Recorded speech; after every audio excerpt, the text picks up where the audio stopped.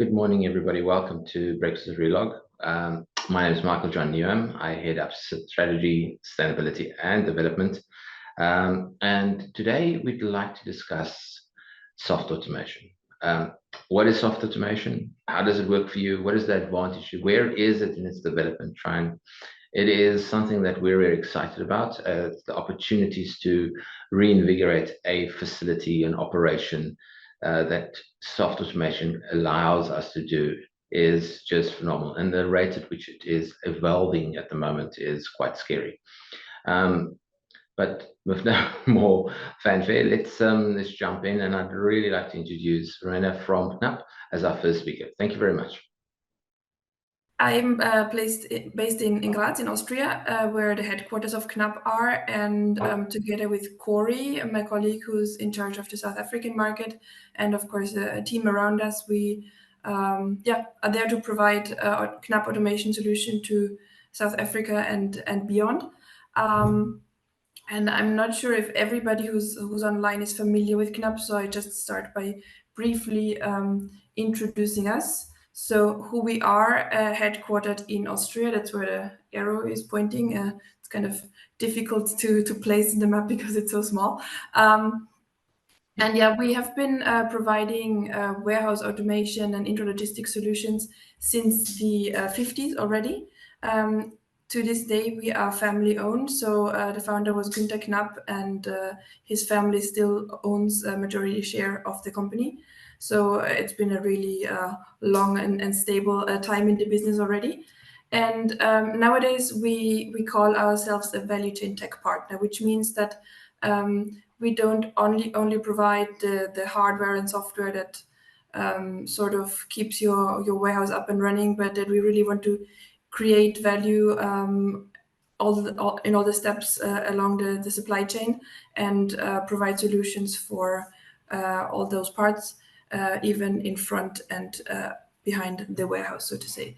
And overall, we have more than 3,000 installations now worldwide, going from really small, really simple solutions to highly automated, huge automated warehouses, and more than 60 subsidiaries. So that's, of course, especially relevant for our customers that are located in South Africa, in Australia, in New Zealand, in South America, that are a little bit geographically distant from Austria. And it's really important for you guys, of course, to have a local presence and have somebody who can be on site relatively quickly if something goes wrong.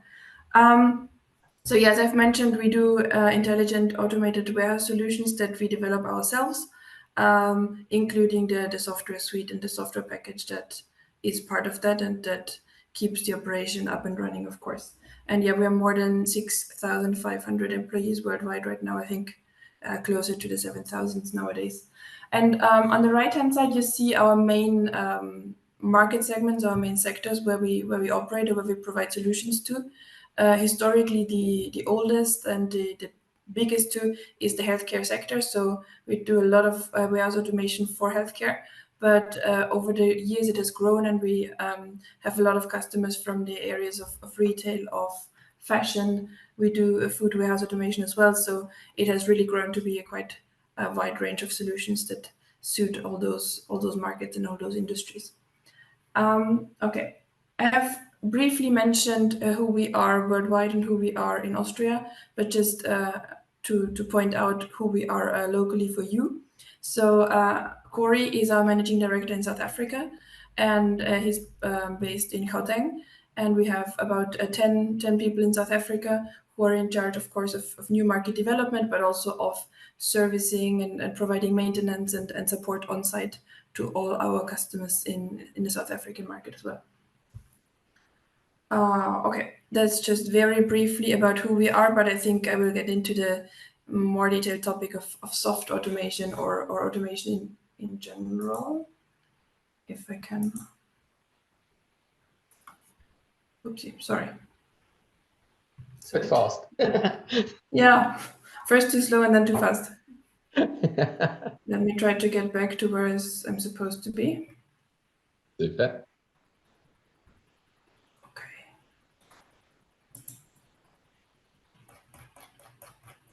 Yeah, so being around since the 50s, Knapp is historically not necessarily what you would call soft automation, although as we've discussed with Michael, John, and the team beforehand, that's also a very broad term and not so easy to define. But yeah, we do fully automated warehouse solutions, among other things, which would really define us more as a hard automation provider, so to say. But we know that this sort of solutions and this sort of use case is not everybody's reality. And we talk regularly to our customers about their needs, about their requirements. And we see that, of course, for some people, it's great to have a fully automated, huge solution there, but not everybody has the budget, not everybody has the need, not everybody has the throughput to really start big, so to say. So it's a priority for us to make all of our solutions flexible and expandable and ready to grow with the business of our customers. And we have a really wide range of technologies that I don't want to go into much detail right now, but I want to highlight two technologies that would fit sort of the definition of soft automation. One of them is our shuttle solution called Pick Engine. The other is an AMR called Open Shuttle. But let me see if the video plays for you as well, and briefly show you our Pick Engine. So historically, we've done a lot of shuttle solutions, and the Pick Engine is sort of a special development in that field that is highly standardized, which means that it is faster to market than a regular shuttle solution, and is really doesn't require a lot of detailed engineering phase, etc. So it's really a ready to market solution, standardized with standardized pick stations that you see there in front of it, and it's easily expandable. So you can add additional aisles to add additional storage locations, you can add additional pick stations to add additional performance, and it is really flexible to grow over time as the business grows and develops. It integrates our general experience and knowledge from the shuttle sector or the shuttle field, but is sort of a fast and standardized solution for people who are ready to start to look into shuttle solutions. And if we talk even a bit on a lower entry level and automating simple warehouse transport routes, for example, and I think that's also something that Andy is going to share later on, is the AMR field. So we have developed also our own AMR solutions, and they've been on the market for several years. There are two main AMRs. They are both called Open Shuttle. One of them is the Open Shuttle fork for pallet transports, and the other one is the Open Shuttle that we use for tote and carton transport. So I hope also that video plays. You can see here our Open Shuttle that transports two totes at the same time, or two boxes. The platform is height adjustable, so it can drop off and pick up the products at different heights. And what is particular about our Open Shuttles is that they are completely safe around people, around forklifts, so they will identify obstacles and navigate around them, and avoid all sorts of obstacles that come in their way. They also don't need any lines in or grid on the ground, etc., like some other AMR solutions or ATV solutions that are on the market. So this could be something that is sort of an entry level into automation, and then all of those solutions, so the two that I've just shared, and also all other Knapp solutions, are powered by our own software suite. So that means if you start by using one of those technologies, you can then at a later stage easily expand, add to it, grow, and integrate it into the same software setup that you've already developed together with us. Okay. Sorry, it plays again. Okay, so soft automation at Knapp means that you can start small. We are not only there for automating the elephants of warehouses, but we're ready to automate the bees of the warehouses and make them grow into zebras, make them grow into elephants, or as many of our customers have done as well, have several Bs, so several small warehouses, several small areas in the warehouse that are automated, and have a non-automated or more manual operation in other areas. That is what soft automation means for us at Knapp. Just to very briefly share with you what one of those elephants looks like as well. That's the Very Group in the UK. I've put in a link to the YouTube video, which you can watch later if you want. You can also just Google Knapp Very Group. I don't know if the link works then if we share the slides, but should be quite easy to find. So that's really one of our huge and highly automated solutions that has a shuttle system, that has all the different work and pack stations. It's very busy. A pocket sorter solution that is also provided by one of our Knapp group companies. Sorting solutions and okay, I was too fast again. Yeah, of course, all the conveyors, all the detailed processes around it, etc. So that is what one of our elephants look like. But I also want to show you very briefly that, yeah, how the B to zebra to elephant process sort of can look like. So that's a customer story from one of our customers called Knapp. They are a provider of spare parts for agricultural machines, tractors, and that sort of thing. And we started there with a software-only solution. So in the early days, they were really a software-only customer. And then we've added low levels automation, a couple of conveyors here and there. This was before the real AMR or HEV days. And nowadays they have several sites with different levels of automation. So they have very highly automated sites, but also sites with a lower level of automation with big manual areas. And we've been growing and extending that flexibly over time in our partnership together, and have regular meetings to sort of see what the requirements are and what we can do to work together towards that. So they benefit from our know-how and from our expertise in automation and local presence wherever they are. And then the solutions that are ready to grow as their business grows as well. Okay. So all of you probably asking yourselves, okay, she's talking about the UK, she's talking about Knapp in the Netherlands.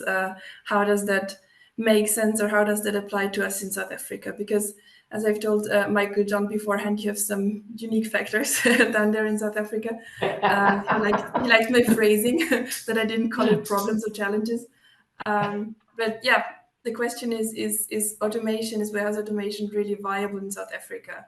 Because load shedding, because of the exchange rate, because of sustainability that of course affects our customers around the world, availability of land and warehousing space, where you have a little advantage, I think, over many European countries, that it's still available a little bit easier and a little bit cheaper, although not as easy anymore as I've heard.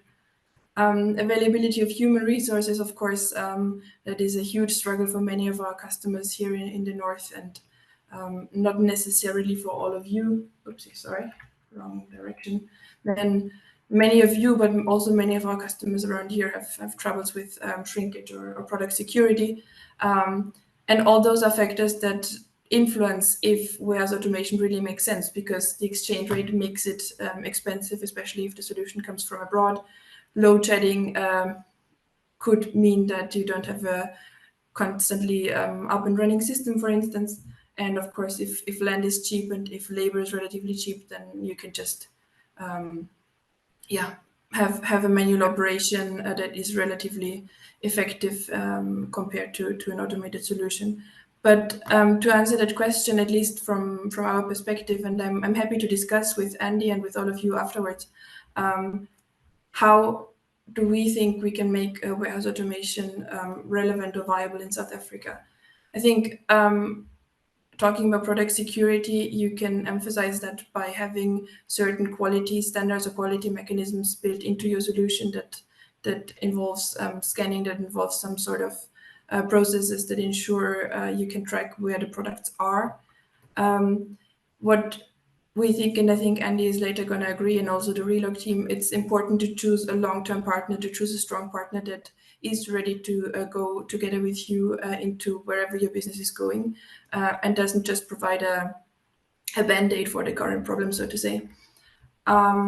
taking a step-by-step or a phased approach to automation, that is something that not only is relevant for South Africa, but most of our customers around the world handle it that way. So everybody talks about how their solution can look like initially and how it can expand and grow over time. Building a reliable system that lasts. Sometimes buying cheap means having to replace the thing very soon, not only in automation, but in all sorts of things that you buy.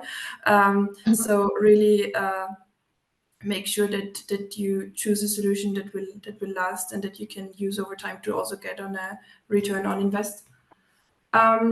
Yeah, an operator-friendly setup enables you to do faster trainings, to reduce errors. So even if you have some labor fluctuations, you can really relatively quickly and easily get new personnel up and running in the installation.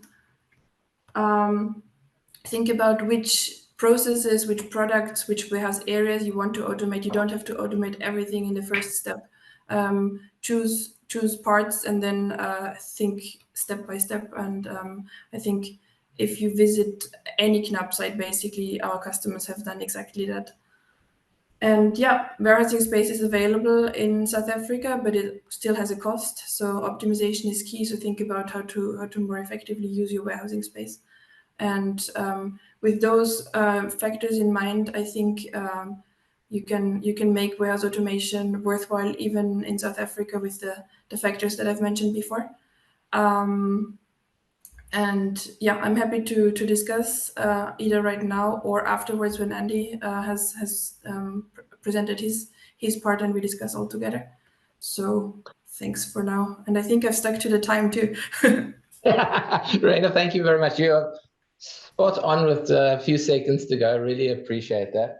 I think if I take out from that is quite a few points. It's blended solutions that's coming our way. Soft automation is a genre of flexibility, agility that we have, whereas traditionally we had hard automation, ASRSs, but we're starting to look at a blend of those that we're going to the market. So you can start off with one, or you can start off with a very complex solution, but keenly in that is a phased approach, understanding exactly where you're going, have a plan and grow with that plan and be flexible. I love the long-term partnership element. I think that is keenly there. Chopping and changing, I think we find that in life is not always good either. So some life rules as well as some soft automation rules in there. Marina, thank you very much. We're going to do a Q&A at the end of Andy's session, so we're going to give Andy a moment. But thank you again. Really appreciate it. Very insightful. Andy, if you'd like to share. Yeah, sure. Okay. First of all, Verena, thank you very much for sharing. There was a lot of key points you touched on there. So I think what's important to South Africa is ensuring we've got the skills here to support the soft and hard automation. That's a very important part, not just during the execution phase, but supporting the equipment, make sure it's running at its optimum. That's a very. I've been in sub-Saharan Africa now for 10 years, and those skills are beginning to build and build and build. So thank you very much. So hopefully you guys can see my screen. Just a moment. It's starting to screen share. There we go, Andy. You're all good to go. Okay, thank you very much. So first of all, thank you to everybody involved for giving me the opportunity to present this new exciting topic. So I'm from European Conveyors, and we will be presenting robots in the warehouse from Geek Plus, which is our local channel partner, our global channel partner. I've been involved with automation since 1996, starting at a very modest level. We've executed projects throughout the whole of Europe in my time, and I've also worked in Asia. And for the last 7-8 years, we've been implementing projects in sub-Saharan Africa, various sizes, various complexity. And approximately 3 years ago, just under 3 years, I'd say 2.5 years ago, I started this partnership with Geek. Really, 3 years ago, robots in the warehouse in South Africa, I didn't think was viable, but until I spent a lot of time in Europe looking at the executions, looking at the end users and the benefits, I really thought it was time to start the journey to see if we could find opportunities in sub-Saharan Africa. So I'm just going to jump straight in. I'm going to give you a short movie of some of the products, and then we'll look at the benefits. We'll look at how to apply them in South Africa, and just look at the industry as a whole, how we've evolved post-COVID, the demands on the warehouses, etc., etc. So we're just going to jump straight in with the movie, if that's okay, guys. So we have some modern music for you, just to cheer you up on a Tuesday morning. Excellent.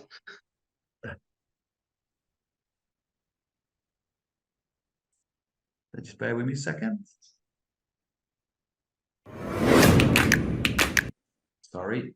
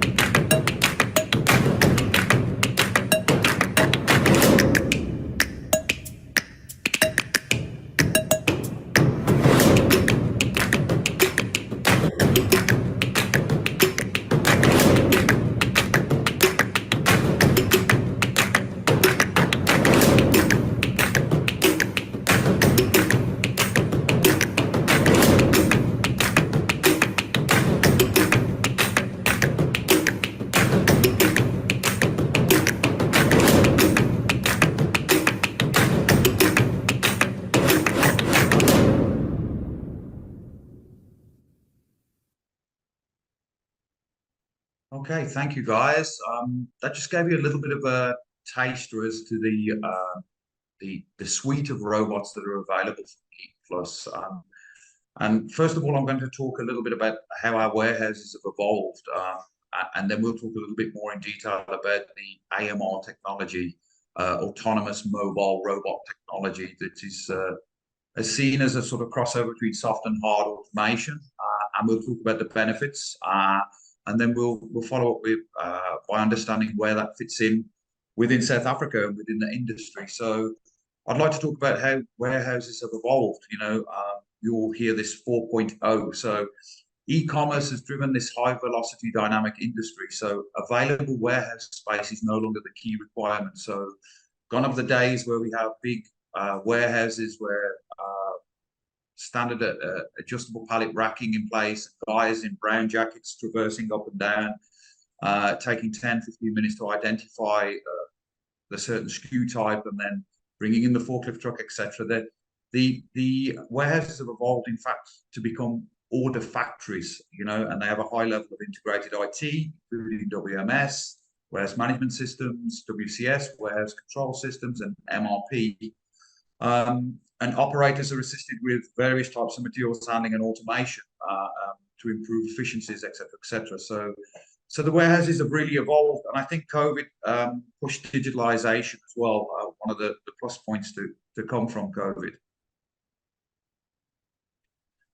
So AMR, autonomous mobile robots, they tick all the boxes. So we'll talk a little bit about they increase stocking density and reduce floor space. They increase picking rates, so where we've got order fulfillment in e-com picking environments. They increase picking accuracy by reducing human decision making. one of the major important points is they decrease operative movement. So instead of searching down aisles of wave picking or zonal picking, the product is presented to the pick face. Reduce operative decisions and efficient stock control and security. So we'll talk a little bit about that. So it was important to identify the KPIs, and AMR ticks many of the boxes and will complement traditional automation moving forward.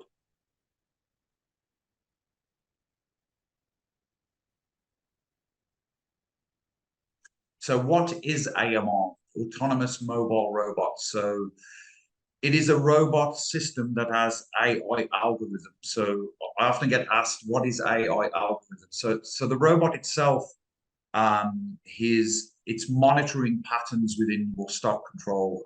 So for instance, it will bring certain SKU types to the front of the pick face depending on seasons. For instance, if it's summer, in a picking environment, you may be picking t-shirts or shorts or sunglasses. So the robot within the AMR system will automatically dynamically move the stock. So the faster picking items come to the front of the pick face. So the robot's constantly learning. It can manage journey independently. It has SLAM navigation, so simultaneous location and mapping of its environment. So it's safe to use as a cobot. And it can also sense environments and make decisions in transit. So it can manage the inventory, and just underneath the warehouse management system sits a robot management system, which will be controlling the robots accordingly.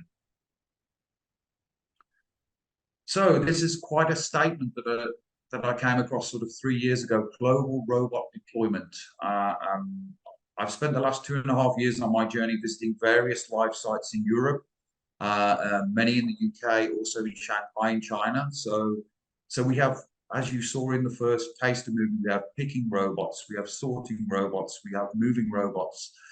So these robots can be used in various applications throughout the warehouse to assist efficiencies, assist throughputs. And I'm proud to say Geek has now deployed more than 30,000 robots globally in 30 countries, offering 24/7 technical support. We now have 8 international spare parts centers and a 10-minute online problem response time. So yeah, global robot deployment is not a myth, it's happening. It was driven initially in Japan, where we have high labor rates, first large systems going in at Nike, DHL, many of the well-known international brands, soon converted over to Europe in the retail industry, people like Tesco, Asda, Walmart, and in America, where we're struggling to find labor or high labor rates, global deployment happening on a massive scale in America also. So there is a full range of AMR products depending on the process that you require within your warehouse. Primarily, the robots reduce human travel time. So they present the product to the pick face. In a normal wave or zonal picking environment, you would expect one operative in a business to consumer environment, e-com environment, to pick nominally something like 80 to 100 parts per hour. So the goods to person, whether that be a shelf person or a tote person or a boxed person, we would expect to pick something like 240 order lines per hour, depending on the SKU profile. So you're looking at around about 2.5 to 3 times the speed in terms of picking. There's a full suite of products from pallet storage to sorting bots. So the sorting robots would replace or complement your traditional post and parcel fixed automation, such as shoe sorters, crossbolt sorters, wheel sorters, tote to person environment, and also a shelf to person environment. So one of the key factors with AMR is there's no single point of failure. It's a software-driven system. Should a certain mechanical component fail, there's a number of other robots within the system that will guarantee uptime. So we have moving robots, forklift truck robots, AMR forklift truck. So let's just talk a little bit about the advantages of AMR when comparing to traditional automation or traditional picking methods. So efficient picking, as I commented, in a traditional e-com environment with zone or wave picking, B2C, would expect 90 to 100 order lines picked per hour per operative. We're up around about 240 upwards. Rapid ROI. It also depends on where the system is deployed. In the higher labor areas such as Japan and Europe, UK, Germany, etc., you'd expect an ROI within 1 to 2 years. In the lower labor areas such as South Africa, you'd expect that ROI to be a little bit longer, but there's many other advantages to using the AMR system. Also, peak management. So when you're designing the system, you can design it in such a way that more robots can be added during peak. So in South Africa, from September, October onwards, you could increase the number of robots. We also have quick deployment because it's a software-driven system. The implementation phase, such as mechanical installation, electrical installation, commissioning time is reduced greatly because it's a standardized modular software-driven system. So lower labor costs, so you can reduce the labor costs and intensity by up to 70%. And also the utilization of storage space.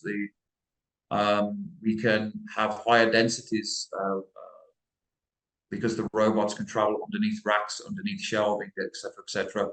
We don't need the traditional man and a trolley traversing up and down the pick faces.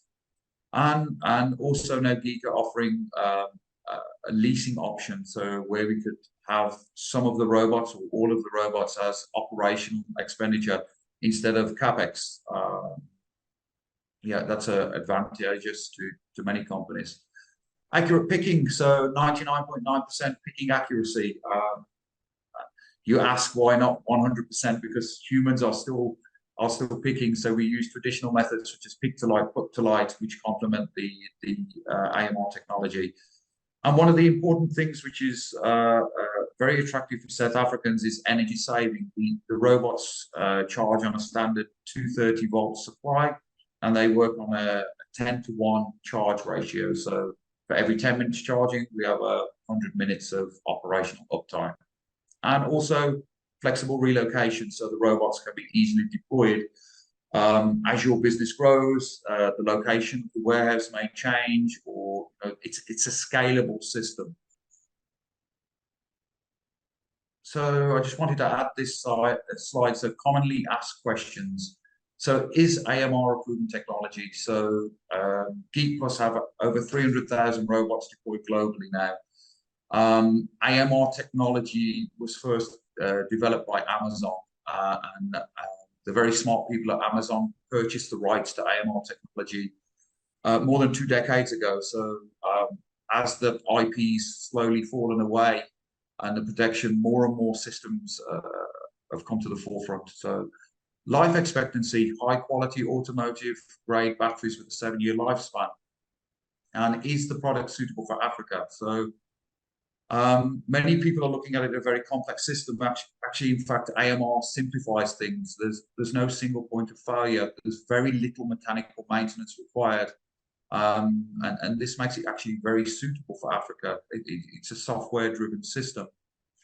And can I deploy robots in my current facility with minimum disruption? Yes. So AMR can complement existing storage and picking facilities. We have many business cases where we have standard adjustable pallet racking, and the AMR robots would be just underneath the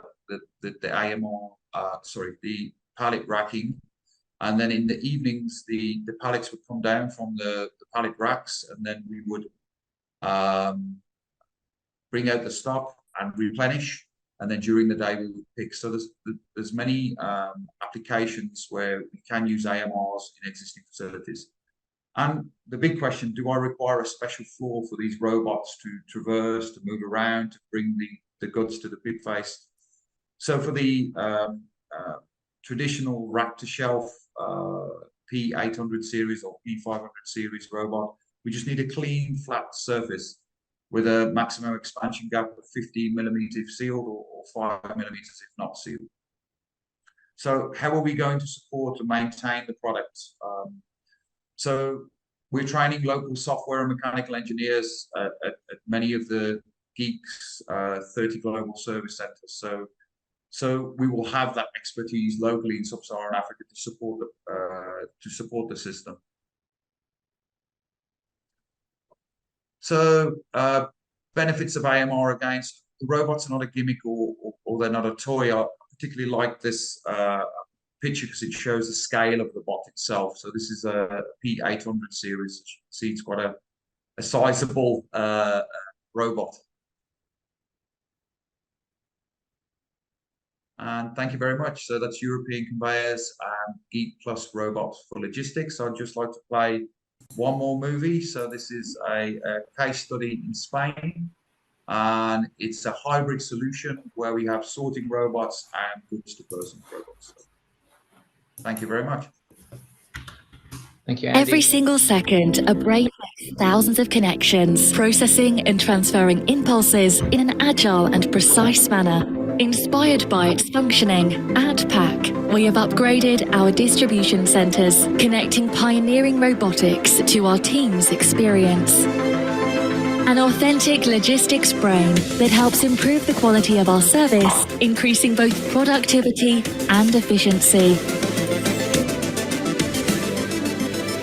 And just like a brain, everything starts with an input, which for us is a parcel. This is processed in the sorting area, a large space specifically designed so that up to 230 robots can work simultaneously.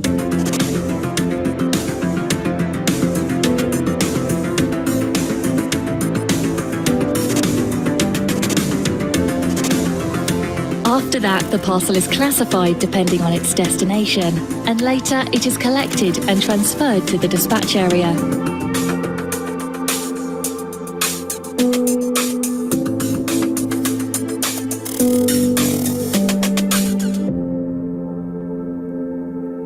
At this stage, it will be assigned to their respective driver. It is now ready for delivery. Let the journey begin.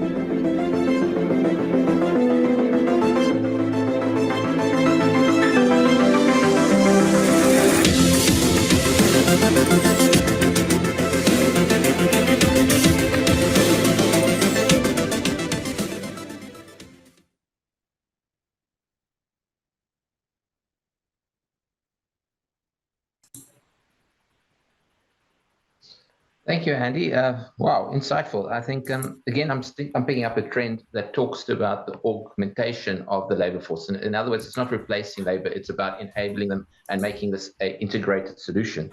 I had a quick question for you, Andy. How long does the AMR actually last? Is it a 3-year thing, a 5-year thing? You talked about the batteries being about 5 years. Yeah. Has the thing got a lifespan? That's a very, very important question. So, Michael, the components used within the bots, they have a 7-year expected lifespan. Yes, we offer the normal 12 to 24-month guarantee, but we've been implementing bots on a mass scale since 2015 now. And in fact, we expect them to exceed 7 years. And also, the robots, like the automotive grade batteries, the batteries can be changed. In fact, we're using the same battery suppliers as the likes of Tesla. So yeah, it's a product that can be maintained, easy to execute, and easy to redeploy. Super. We've got a question and answer, guys. If you're a watcher and you want to ask any questions, please pop them in there. I will be looking at them in a second. I do have a question for Knapp. Neville would like to know, where do you manufacture your AMRs and robots. Is it, Verena? Yes, well, about 15 kilometers from where I'm sitting right now, so close to Graz, we have a majority of our manufacturing, not just for the AMRs, but for most of our products here in Austria. We have a couple of smaller production sites in Hungary, in Brazil, and then specialized production, for example, for the pockets in Germany. But the AMRs particularly come from here in Graz, or close to Graz. Super. I think then the next question that's popping up is, do we have any local installations in South Africa? And what is the support structures that we are starting to see being evolved in South Africa? Maybe, Andy, if you want to grab that one first. Okay, thank you. Yeah. So currently, no, we don't have any reference sites in sub-Saharan Africa. We're working heavily with the retailers, consultants, many of my local execution partners in terms of software support and mechanical support. This journey, as I alluded to, started around about 2.5 years ago, and many of my local partners have visited sites in Europe, Next, Asda, just to name a few. So we're still on a learning process. We're still chasing that first deployment, Michael, is the honest answer.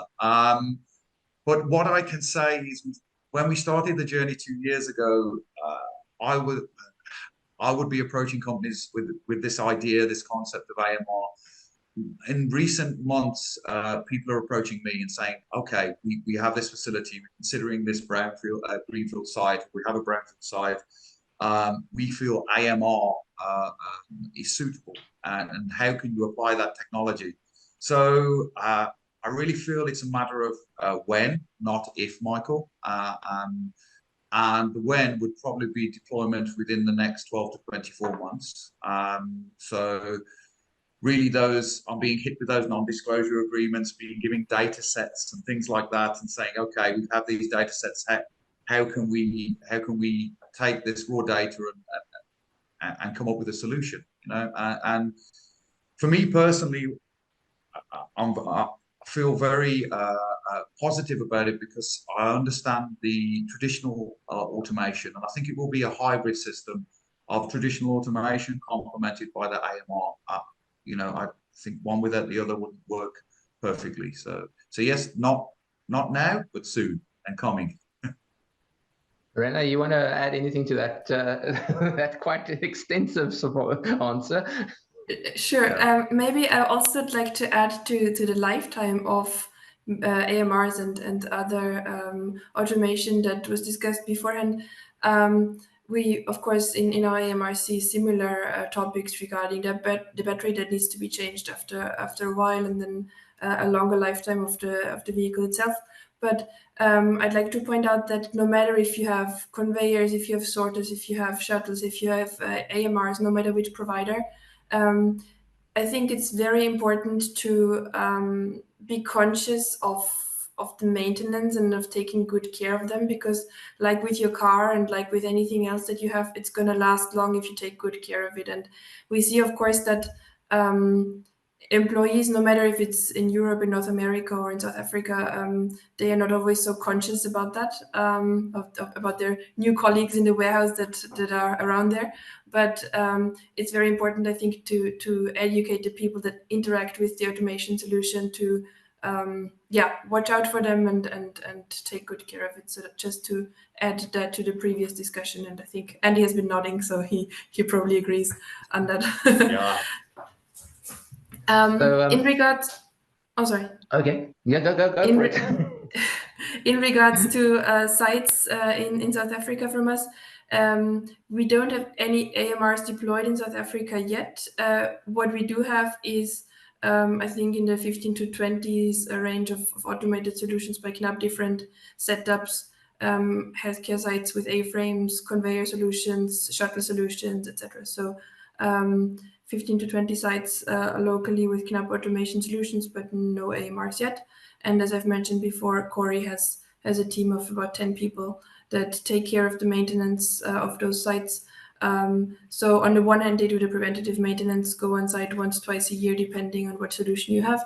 And of course, also can go there to troubleshoot in case there needs to be some support and so on. I love what you're saying about it is about once you have a fleet, it's about maintenance. I think we've seen that in the traditional reach truck environments as well as truck environments. It's about maintenance. The longer you look after it, the better you look after it, the better your return on investment is, similar to your car. But maybe if we can just focus quickly on something both of you talked about is when you start this journey, what is it the key factors that you need to consider? There were some partnerships in there. There was an approach in there. I think I'd really like us to come back and emphasize that because it isn't a cheap investment, but it's an investment that can absolutely take you to the next level. And it's about how do you go about that? So, Arana, if you want to jump in first this time. Sure. I think one of the factors, and I've mentioned it also in the maintenance topic, is to bring local personnel and people on board, because they will have to interact with the automation regularly and daily, and of course it's a little bit sensitive, a little bit of a sensitive topic. So good communication in that regard, I think, is key around the globe. And in terms of, I think there was also a question in the chat in terms of which products or which processes to automate first. That's of course a very tricky question, and it's definitely trying to collect as much data as possible, find out what your current processes are, and learn as much as possible about your own business. Many of our customers do it themselves. Many have some sort of consulting that helps them with that sort of homework or task. So I think that is very important to figure out which processes in which areas make most sense to automate. So that's two aspects. And then maybe also because Andy has mentioned the floor requirements, etc. So look at which building infrastructure and which infrastructure you have in general, and if that would be suitable to the sort of solutions you're looking at, or if you're looking at a greenfield. Of course, for all of us, it's the easiest is to bring our automation into a greenfield environment, because there we can sort of model the building around what our solution needs, but at the same time it's not the reality. So yeah, to investigate, how does my floor look like? Do I have a possibility to have the gaps, if they are too big, sort of sealed or whatever, to make sure that AMOS can run? Can my floor carry the point loads of a shuttle or whatever it might be? So do really your homework also in terms of identifying your infrastructure that's available. That's three points that come to mind. That's grand. Andy? For me, we've been executing projects in Sub-Saharan Africa for 7 years now. For me, it's important that we start with the correct data. Often the end users or the systems integrator wants to sell solutions when we need to start with the correct data up front. We need to understand those pain points. We need to understand what the business objective is. And then really around the business objectives, the pain points, we can then build the solution accordingly. So really from the beginning, ensure the data set is correct in terms of SKU type, in terms of destinations, in terms of, where the business is going. We check this 60/60 that are delivering groceries in 60 minutes. What are the goals, and identifying those goals, and then applying the technology to suit. That for me is very important. Often we start a journey in automation, and the information that we're giving in the beginning is not correct. That's very important. So understand what you're trying to achieve, and what your future goal is, and your current pain points. Love that. I think we find the same thing. Is if you spend enough time up front planning, analyzing, and understanding where your solution goes in with much less pain than it would if we just charge down the road. I love the fact that you're talking about it. It's something quick to deploy. It's an easy thing to deploy. But that gets me to this conversation about, and I think both Verena and yourself talked about the software. Is that bespoke? So can it only run with your equipment? Can it integrate? Is it something easy to deploy? Is it easy to configure? What is this layer? Because in my mind, you've got an ERP system that's sitting at the top. You've got a warehouse management system managing your inbound, outbound. And then you've got these solutions of little R2D2s running around. You talked about the robot software, and then you've also got this layer, and it's avoiding things and people. So maybe if we could just take 2 seconds and maybe analyze or just break down that kind of layer thing, because I think that's very important for any customer to go and say, first, let me plan this. Let me understand my data, what I'm going to do, what process am I going to apply this to? But then also, where does it sit in my IT stack? How does it integrate with that? And how flexible is that? So maybe I'll get carried away a little bit and get excited about this, Andy.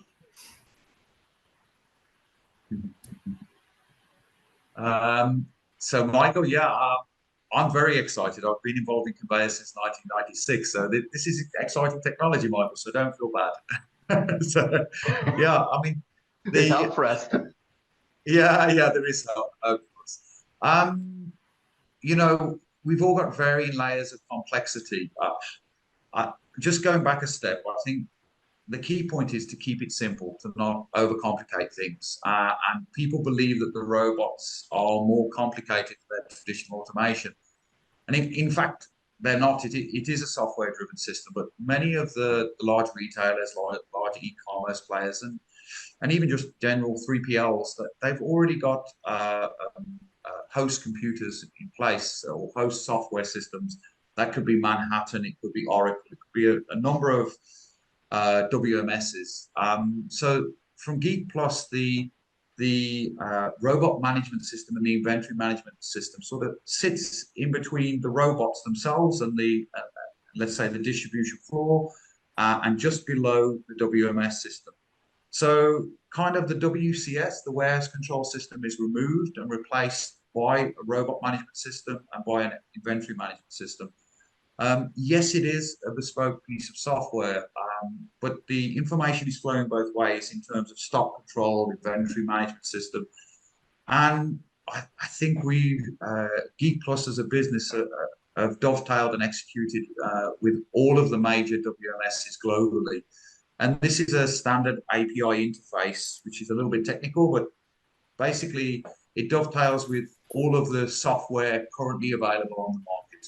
But yes, it is a bespoke piece of software that will be controlling the robots. And for an inventory management system, that is where we're using those AI algorithms, which basically is robots monitoring patterns of stock movement. Great. Okay, so we can start with one. We can grow an army. I'm seeing the Clone Wars here and Star Wars references, so we'll stay away from that. Let's hear a bit from Verena as well, and then we'll start rounding up a few last comments to the end of the webinar. Verena? Okay, I'll be brief. Yeah, pretty similar to what Andy has just mentioned. If we're now talking about the AMRs, so they have their own software called Fleet Control System, and that is basically interfaced with the WMS that can be any WMS that our customer has in place already. All the big players, the small players, the homemade solutions, whatever it might be. Knapp can also provide the WMS if that is a relevant setup. And as I've mentioned before, we have a big software suite around it that if other types of Knapp automation are added in at a later stage, then that can basically seamlessly be attached to each other and grow to integrate other sort of automation solutions from the Knapp world as well, and grow with that.